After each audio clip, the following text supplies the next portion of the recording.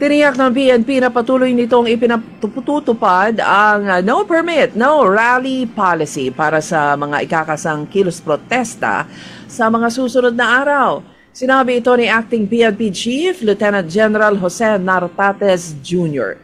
Binigyan din ni Nartates na ang mga organizers ng mga isasagawang kilos protesta sa iba't ibang bahagi ng Metro Manila ay dapat lamang na kumuha ng kani-kanilang permit upang mapayagang magsagawa ng programa. Kasunod nito, binigyang paalala rin ni Nartates ang mga rallyista ng EDSA People Power Monument at EDSA Shrine ay hindi anya isang Freedom Park. Kaya naman mahigpit na ipinagbabawal ang paggamit ng mga lugar na ito bilang pagdarausan ng mga ganitong pagtitipon. Nanawagan si Vice President Sara Duterte sa mga military reservist na protektahan ng demokrasya at ipinanawagan ang human rights sa bansa. Sa kanyang mensahe sa 46th National Reservist Week, kinilala ni Duterte ang reservist sa kanilang serbisyo sa panahon ng emergency, kalamidad at mga krisis.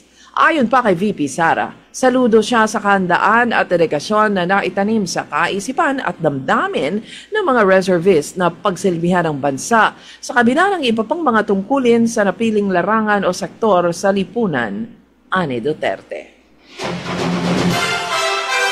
Hiniling ng ilang mga labor groups na magbitiw sa pwesto si Baguio City Mayor Benjamin Magalong matapos siyang italaga ni Pangulong Ferdinand Marcos Jr. bilang Special Advisor at Investigator ng bagong tatag na Independent Commission for Infrastructure. Ang komisyon ay tututok sa mga kasong may kinalaman sa korupsyon sa mga proyektong pang-infrastruktura ng gobyerno sa nakalipas na 10 taon.